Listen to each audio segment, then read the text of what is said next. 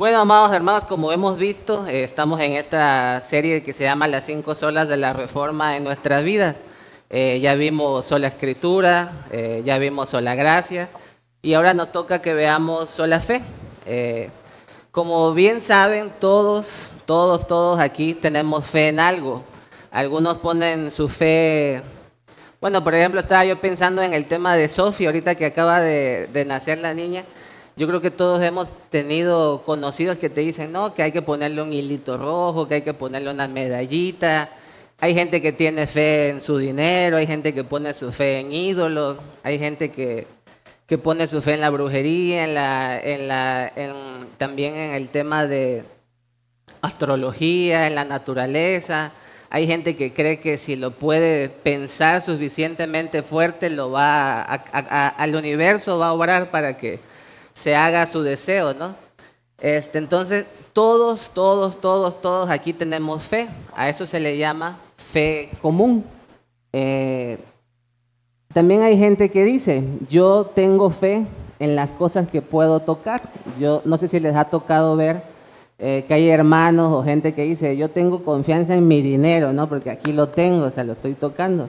O tengo confianza, no sé, en un arma, porque esa es la que voy a usar para defenderme. Pero al respecto de esto, el teólogo Agustín decía que si tú dices que tienes confianza solo en lo que ves, o tienes fe solo en lo que ves, todo el sistema de este mundo de amor, de amistad, cualquier relación se viene abajo. Porque, por ejemplo, cada uno de nosotros pensemos en el sistema financiero de este país. Nosotros los que trabajamos en una empresa, tenemos fe, tenemos confianza que la empresa tiene dinero para pagarnos. Y también tenemos fe en que en 15 días nos van a depositar. Y tenemos fe en que nuestra empresa tiene resguardado su dinero en el banco. Y que este banco resguarda correctamente su dinero. O sea, entonces nosotros, todo el sistema de amistad, de amor, de financiero, todo lo que está en este mundo, se trata de creer en cosas que no vemos. Porque, por ejemplo, ¿cómo sabes tú a lo mejor que tu mamá te quiere, no? O sea, cosas así. Entonces, pero hay gente pero entonces si esa misma fe, lo que dice Agustín, esa misma fe que tenemos en las cosas que no vemos, es lo que debemos poner en las cosas divinas. Porque así es que vamos a tener este tipo de fe. Pero como ya dijimos, esto se llama fe común, es lo que todos tenemos. Pero bueno, ahora vamos a tratar de definir un poco qué es la fe. La fe que estamos hablando en sola fe es la fe para salvación. Es una fe sobrenatural que va más allá de nuestro entendimiento y también va más allá de nuestra razón y de nuestro intelecto. Y por ejemplo, en algún momento nuestro intelecto, nuestra inteligencia, las cosas que podamos razonar, nos van a ayudar para consolidar la fe, pero no produce fe, o sea, nosotros no, fe salvadora sobre todo. Entonces la fe salvadora es aquella que da Dios para conocerle.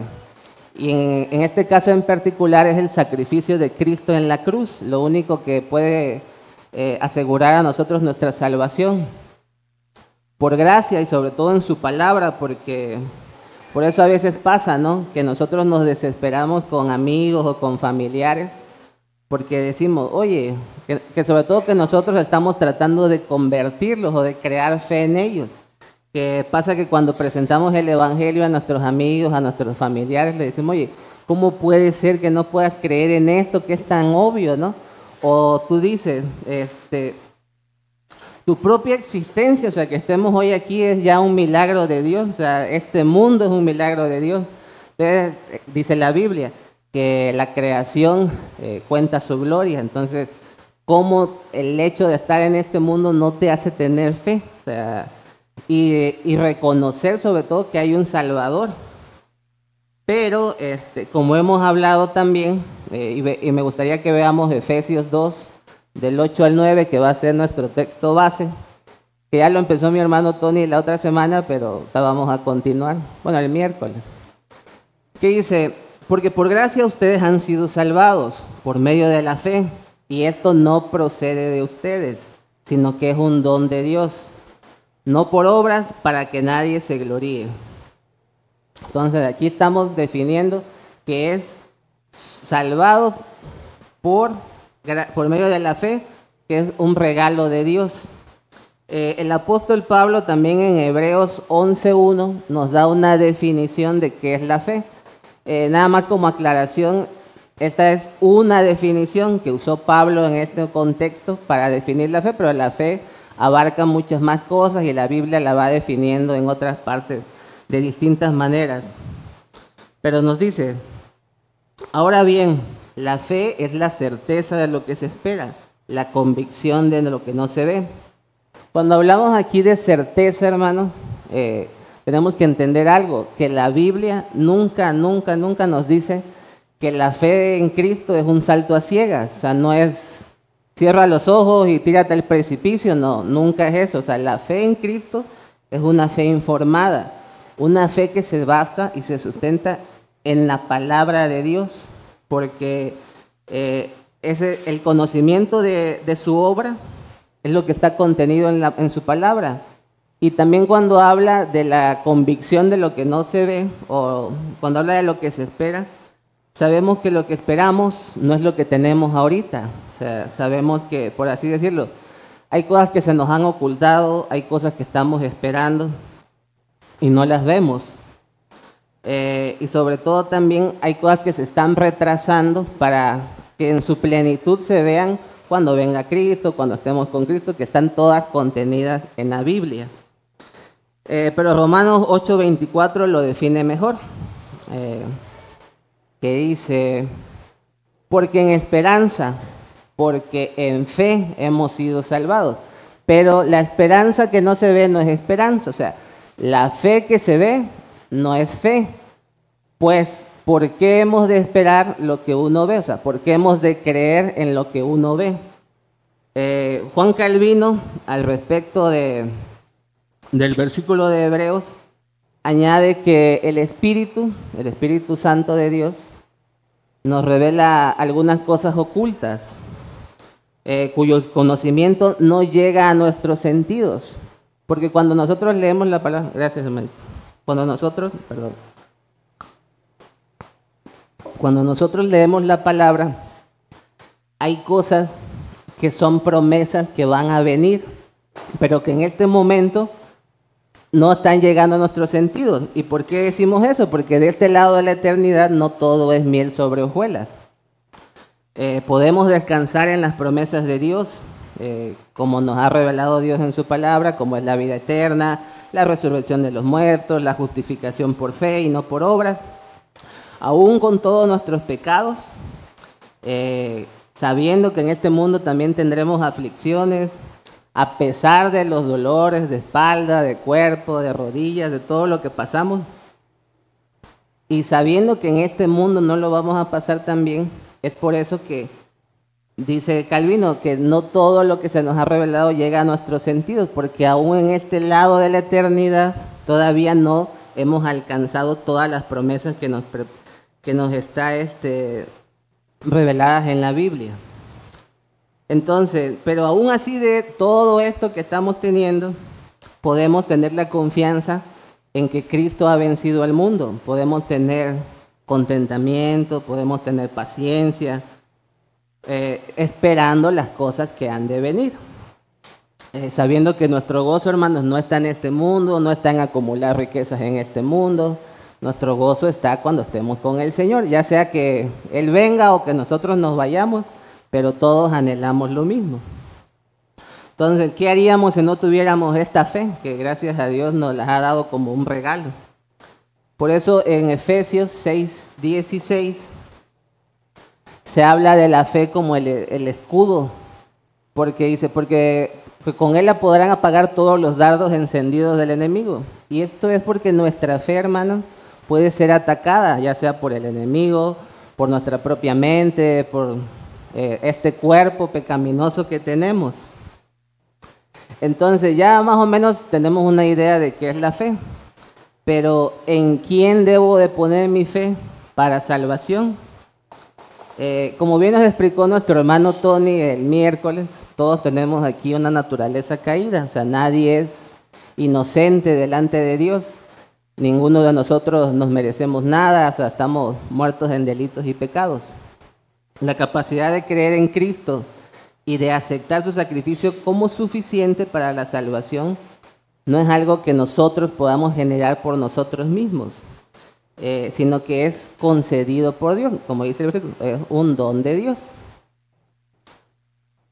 Todos estamos bajo pecado, también, como dice la Biblia, no hay quien entienda, no hay quien busque a Dios, todos nos hemos desviado, no hay quien haga lo bueno, dice la Biblia, ni uno solo. Sin embargo, Dios en su infinita misericordia envió a su Hijo Jesucristo para morir por nosotros. A Él le fueron imputados o transferidos todos nuestros pecados y eso es por pura gracia. Como nos lo explicó nuestro hermano Tony, es gracia, o sea, es un regalo inmerecido. Entonces, por medio de la fe, como dice Juan 3:16, que habla de la fe salvadora, que es la fe en Cristo. Solo en Cristo podemos tener esta fe. Que yo creo que Juan 3:16, todos se lo han de saber de memoria, ¿no? Que es, bueno, lo voy a leer, dice, porque de tal manera amó Dios al mundo que ha dado a su Hijo unigénito, para que todo aquel que en Él cree no se pierda, mas tenga vida eterna. Esta conversación la tiene Jesús con Nicodemo, cuando le está explicando el tema del nuevo nacimiento. Y este versículo yo creo que a veces lo hemos repetido tanto que no logramos dimensionar la magnitud de la declaración que se está haciendo. Porque aquí se está revelando el evangelio puro, que es que Jesús vino a este mundo para ofrecer la salvación por medio de la fe en Él, como dice. Porque de tal manera amó Dios al mundo que dio a su Hijo unigénito para que todo aquel que en Él cree o que tiene fe en Él no se pierda, mas tenga vida eterna. También la fe sabemos que se adquiere por disposición divina, o sea, básicamente porque Dios así lo quiso. Es un don de gracia. Y este don se imparte por el Espíritu Santo, por oír el Evangelio. Por eso, como dice Romanos 10:7, dice, la fe es por el oír, y el oír la palabra de Dios. O sea, por eso es tan importante que nosotros prediquemos, pero eso lo vamos a ver ahorita en un momento.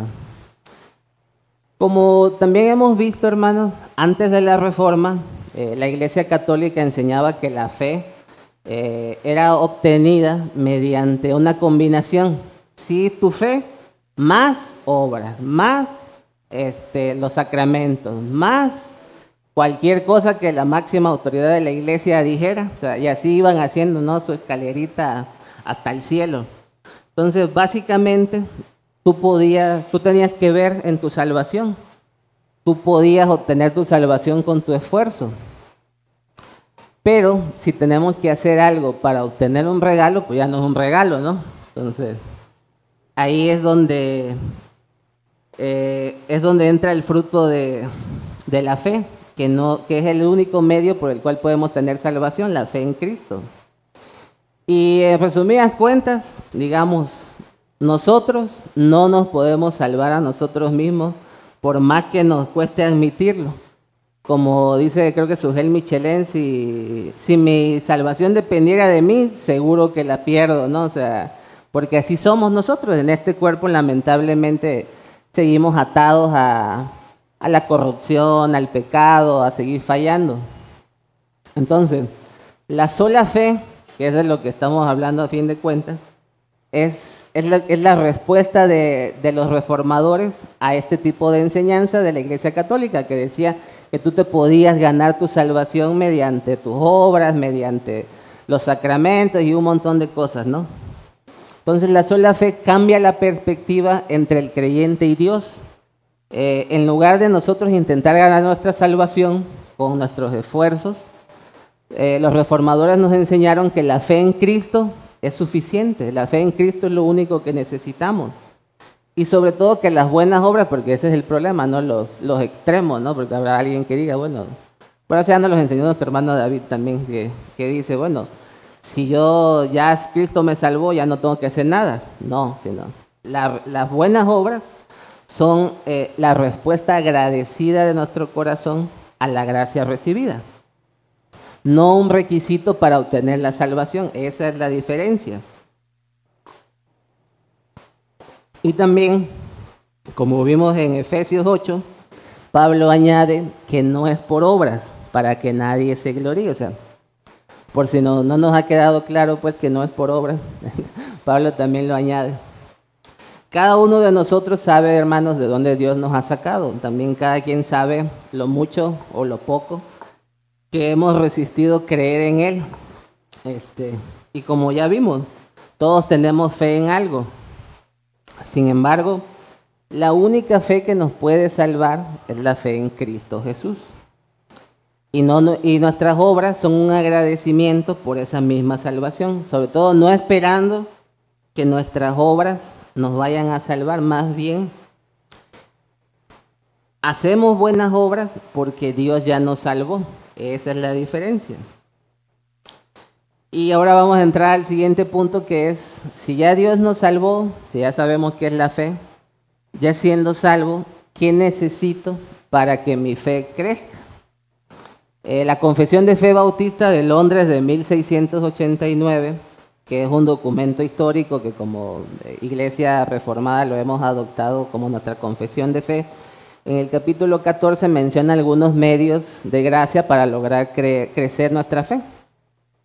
Uno de ellos dice que es mediante la obra del Espíritu Santo en nuestros corazones, efectuada mediante el ministerio de la palabra, la oración, los sacramentos, que son dos, el bautismo y la Santa Cena, y demás medios, ¿no?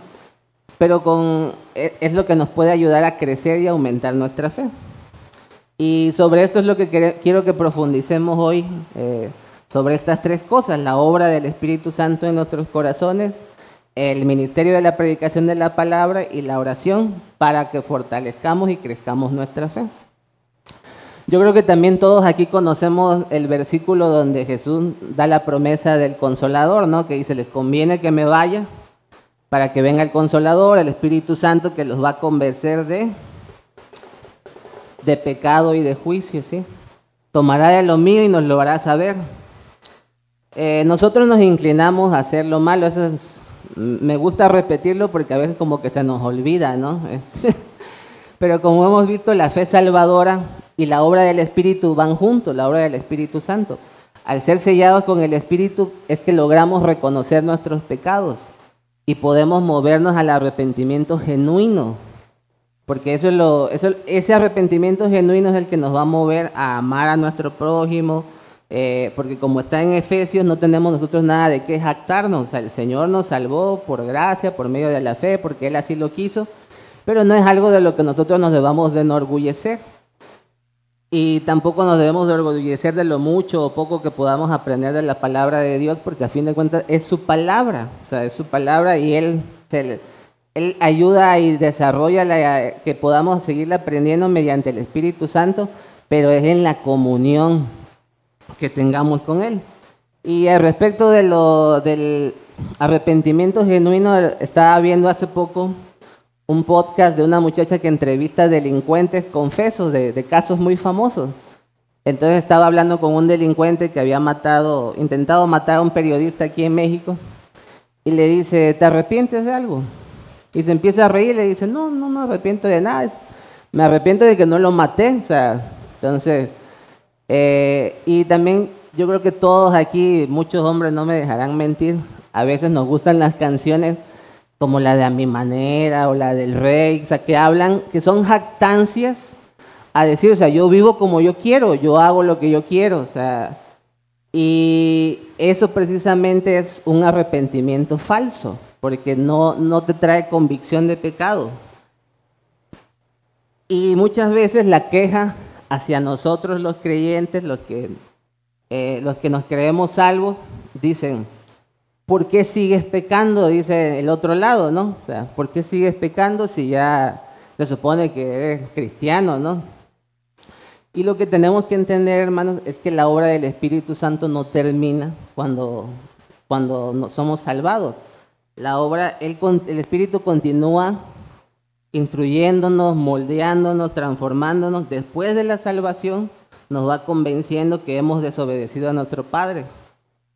En otras palabras, nos hace conscientes de nuestros pecados y sobre todo de la actitud de Dios hacia esos pecados que hemos cometido. Herman Bavinck lo define así: la oposición a la fe también proviene del interior, o sea, de dentro de nosotros. Los pecados del corazón y los errores de la mente se alían contra la fe. Cuando los creyentes siguen experimentando el conflicto interior entre espíritu y carne, lo nuevo y lo viejo. Mientras estemos en este mundo, dice Bavinck, este tipo de dualismo espiritual permanece en nosotros. Pero esto no debe destruir nuestra fe, sino más bien confirmarla. Porque qué mayor prueba podemos tener de que verdaderamente tenemos el Espíritu Santo, que tenemos fe salvadora, que a pesar de que este cuerpo nos incline a hacer lo malo, que a pesar de que tenemos luchas internas de pecado en nuestro interior, seguimos creyendo en Cristo. Y eso es en lo que debemos de descansar, porque yo he conocido mucha gente que se martiriza a lo mejor por sus pecados, y eso está bien, porque te debe de doler tu pecado, debes de odiar tu pecado, y esa convicción de pecado solo te la da el Espíritu Santo. También el Espíritu Santo nos hace confiar en las promesas de Dios, confiar que a través de Cristo hemos sido justificados, que somos perdonados, y sobre todo una gran seguridad que nos da el Espíritu Santo es que podamos llamar a Dios Padre.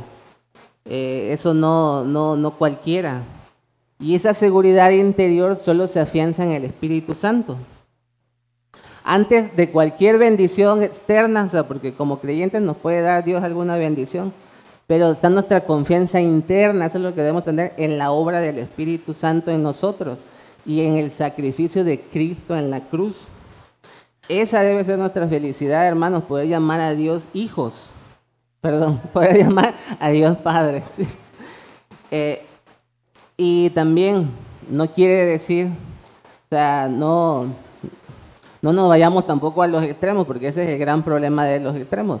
De decir, bueno, como ya dijo el hermano que yo soy salvo y que el Espíritu Santo voy a seguir en pecado continuamente, ya como dijo el hermano, no. Alguien que malentienda esto y que lo mueva a la desobediencia, a vivir en pecado, eso es más bien una evidencia que no somos salvos. O sea, entonces, tengamos cuidado con eso, porque el Espíritu Santo nos debe de mover al arrepentimiento, a la misericordia, a perdonar a quienes nos ofenden, a no pagar mal con mal. Y también esa obra del Espíritu Santo nos va a mover a santificarnos. Es por ello también que debemos de entender que en el proceso de salvación, que yo creo que eso ya está muy claro, nosotros no tuvimos nada que ver, nada, eso es obra de Dios, regalo de Dios. Pero en el proceso de santificación sí tenemos que ver, y es donde nos tenemos que esforzar diariamente. La santificación, como nos explicó el domingo pasado nuestro hermano Miguel, es progresiva. Antes de la salvación, pues nuestro comportamiento daba testimonio de quiénes éramos o de quiénes éramos hijos, ¿no? Ahora que somos nacidos de nuevo, que fuimos transformados, que el Espíritu Santo vive dentro de nosotros, pues nuestro comportamiento debe dar testimonio de quién nos salvó. Y entre más nos vamos santificando, más nos vamos pareciendo a Cristo. Entonces, ¿cómo vamos a lograr el proceso de santificación? Juan 17:17 dice, este es Jesús, santifícalos en la verdad, tu palabra es verdad. Luego en Hebreos 12:14, para que veamos por qué es importante el tema de la justificación, de la santificación, perdón. Busquen la paz con todos y la santidad sin la cual nadie verá al Señor. Entonces, por eso es muy importante el tema de la santificación, que es lo que me lleva a mi siguiente punto, que es el ministerio de la predicación de la palabra. El Señor dijo, santifícalos en la verdad, que nos explica que la verdad es la palabra de Dios. Entonces, si la verdad es la palabra de Dios, ¿en dónde nos tenemos que santificar? en la palabra, amén. Y también, eso es otra cosa, a veces hablamos de atesorar la palabra de Dios, ¿no? Pero pues ¿cómo vamos a atesorar la palabra de Dios si no la leemos? Como dice Romanos, también recordemos Romanos 10, del 14 al 17.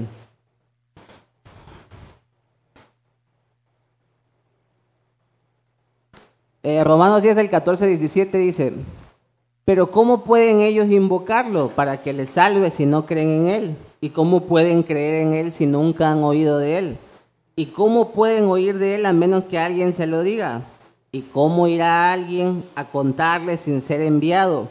Por eso las Escrituras dicen: qué hermosos son los pies de los mensajeros que traen buenas noticias. Sin embargo, no todos aceptan la buena noticia, porque el profeta Isaías dijo: Señor, ¿quién ha creído nuestro mensaje?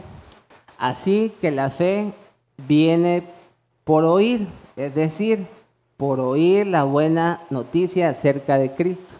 Por eso es que es importantísimo, una, que leamos la palabra, otra, que la prediquemos, porque cuando predicamos la palabra, la gente que nos está escuchando pues va a alimentar su fe por medio de oír la palabra de Cristo.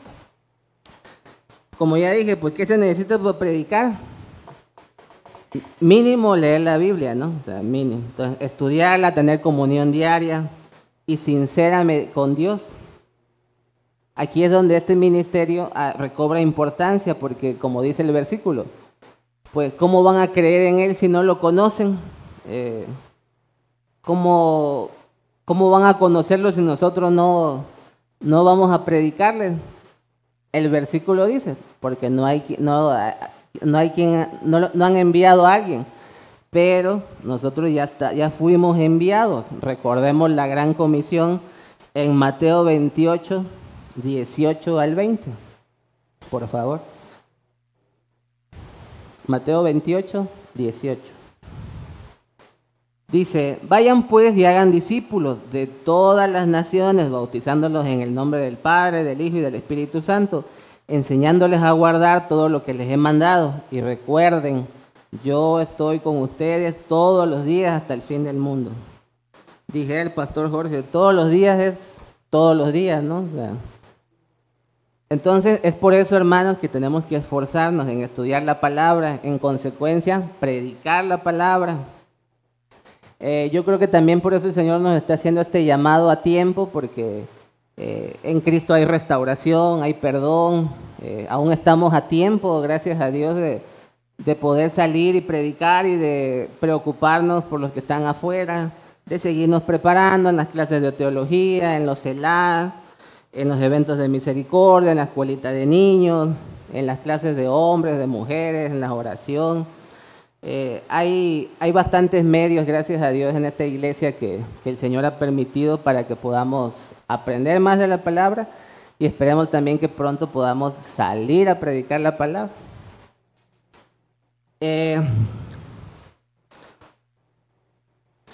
Y sí, ese es el problema también a veces de una mala concepción de la doctrina de la salvación. Nosotros a veces entendemos que, bueno, pues si yo ya soy salvo, a mí que los que están allá afuera, hay que vean ellos cómo le hacen, ¿no?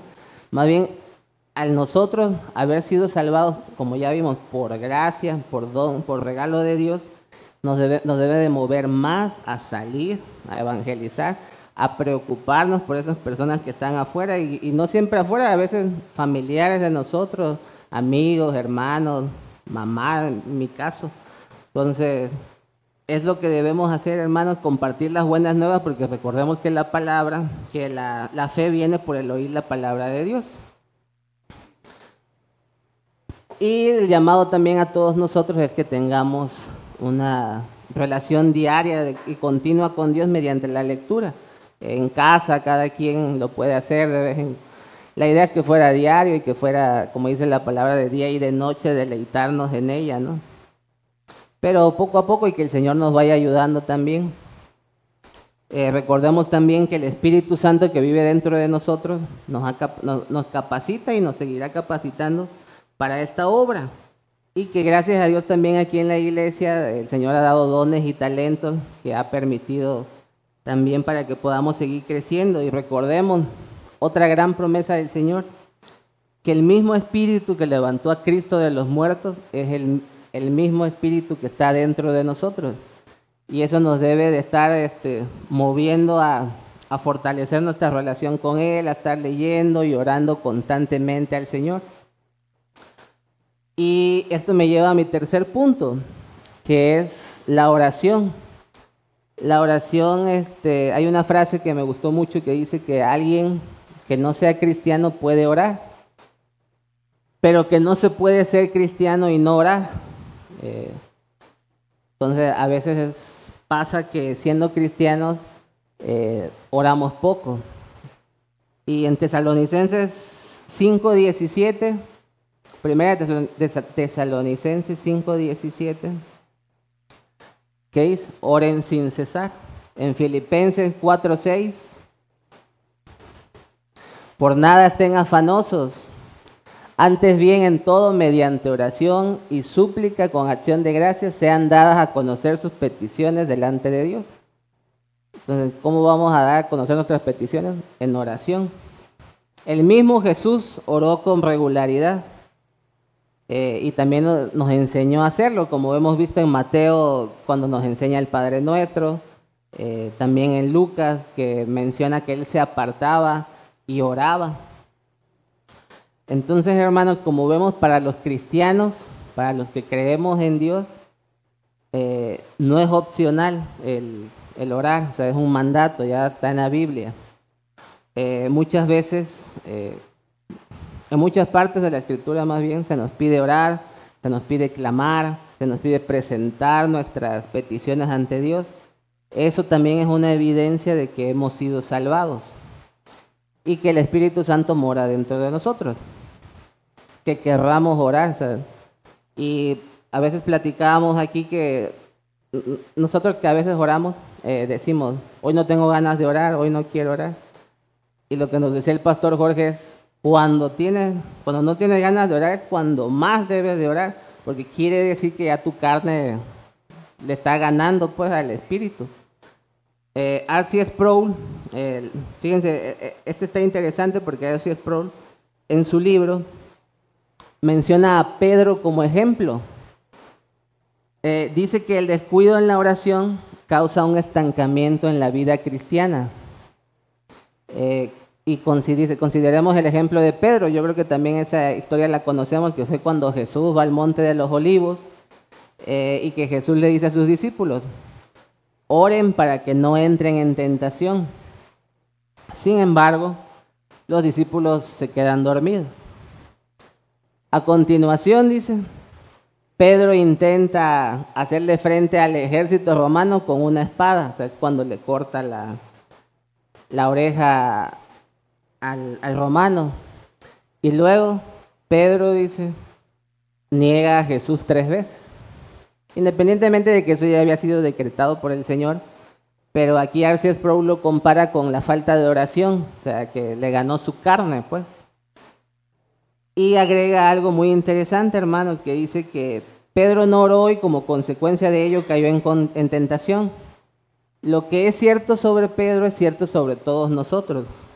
Caemos en privado antes que en público. O sea, una fe débil en privado se nota en público. O sea, cuando no oras, cuando no lees, se nota en público, porque es cuando está más a flor nuestra carne, es cuando estamos más sensibles, que todo nos puede, que estamos más criticando, que estamos más en el tema de que quejando, ¿no?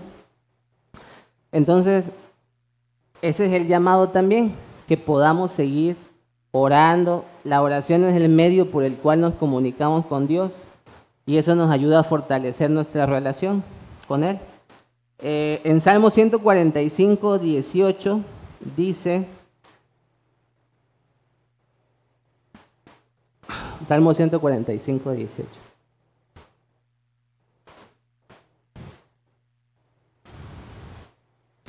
El Señor está cerca de todos los que lo invocan, en verdad. En Hebreos 4:16, que eso también es otra de las grandes promesas que podemos encontrar en la Biblia. Hebreos 4:16 dice: por tanto, acerquémonos con confianza al trono de gracia, para que recibamos misericordia y hallemos gracia para la ayuda oportuna. Antes no lo podíamos hacer, o sea, ahora dice aquí la Biblia, acerquémonos con confianza al trono de gracia, porque ya hemos recibido de esa gracia. ¿Para qué? Para que recibamos misericordia y hallemos gracia para la ayuda oportuna. Pero ¿cómo nos vamos a acercar? Pues mediante la oración. Por eso es también el llamado a que si nos falta fe, nos examinemos, que pidamos a Dios que nos dé fuerza, que nos ayude a ordenar nuestras prioridades para que podamos más leer su palabra, orar constantemente. Pasa también que a veces decimos, pero si Dios es soberano, o sea, Dios es soberano y ya decretó desde antes de la fundación del mundo qué es lo que iba a pasar y qué es lo que no iba a pasar, ¿para qué oramos? Pero en lo que estaba leyendo, dice el autor, si tú dices que Dios es soberano, pues eso te debe de mover a orar más, en agradecimiento. Si quieres no pidas nada, pero en agradecimiento que Dios, aún en su soberanía, a pesar de que gobierna todo el mundo, que Él está en su trono y que es todopoderoso, aún así nos mantiene el día de hoy aquí, nos ha dado vida y nos ha dado casa y nos ha dado comida y nos sigue sosteniendo cada día. Entonces, si nosotros nos basamos en que Dios es soberano para no orar, debemos orar más basado en eso, simplemente en agradecimiento. Ay, perdón. Entonces debemos seguir, hermanos, fortaleciendo nuestra fe con los medios de gracia que Dios ya nos ha dado, como el ayuno, la Santa Cena, congregándonos en comunión con hermanos. Y para concluir, quiero que reflexionemos en algunas cosas. Si estás aquí y Cristo no es tu Señor y Salvador, hoy es un buen día para que pongas tu fe en Cristo, para que pidas también fe, que pidas que te salve, que pidas gracia. Pero si estás aquí y Cristo es tu Señor y Salvador, pues que nos preguntemos todos, hermanos, ¿cómo está nuestra fe? ¿Qué estamos haciendo también para que nuestra fe crezca? Y sobre todo también que pensemos del día que creímos al día de hoy, nuestra fe ha crecido. Son preguntas que no quiero que me las contesten, sino que cada quien las medite y que podamos entender que tenemos un Dios misericordioso, que si nos volvemos a Él, que si reconocemos que hemos fallado, Él es fiel y justo para perdonarnos.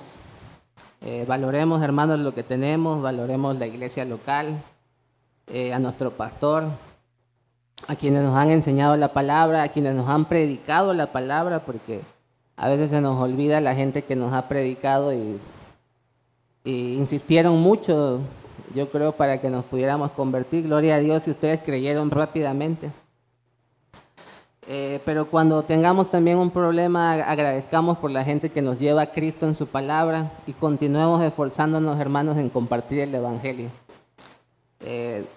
¿Les parece si oramos, por favor, y reflexionemos sobre estas preguntas en la oración, hermanos? Amado Señor, te damos gracias, Padre, por este momento que nos has dado como hermanos, Padre. Ayúdanos, Señor, a seguir confiando en ti, a seguir creyéndote a ti, a seguir teniendo fe en ti, a clamar cada día, Señor, en oración, en ayuno, que podamos seguir deleitándonos de día y de noche en tu palabra, Señor. Y ayúdanos, Padre, que si nos falta fe, fortalécenos, Señor. Y si hay alguien aquí también que no te reconoce como tu Señor y Salvador, ayúdalo, Padre, dale fe, dale gracia, dale de tu Santo Espíritu, Señor. Y ayúdanos a todos los demás a que podamos seguir creciendo en fe, Señor, que podamos seguir orando, que podamos seguir intercediendo por los demás. Ayúdanos, Padre, en nuestra debilidad, ayúdanos a reconocerte, Padre, en todo lo que hagamos, sabiendo que lo que hacemos es para tu gloria y que nada bueno hay en nosotros, Señor. Ayúdanos a humillarnos, ayúdanos, quítanos el orgullo, quítanos la jactancia, Señor. Ayúdanos a descansar solo en ti y en las promesas que tú nos has dado, Padre. Te damos muchas gracias, te pedimos que sigas bendiciendo a tu iglesia, que nos ayudes a seguir compartiendo el Evangelio. Fortalece nuestra relación contigo, Señor, y ordena nuestras prioridades, Padre, y examínanos también, Señor, para que muéstrenos los pecados que nos son ocultos, Señor, y también, Padre, si es necesario, disciplínanos, pero sé gentil con nosotros. Te damos muchas gracias, Señor, porque nunca nos ha faltado nada y hasta ahora tú nos sigues sosteniendo, Padre. En el nombre de tu Hijo Jesucristo, amén.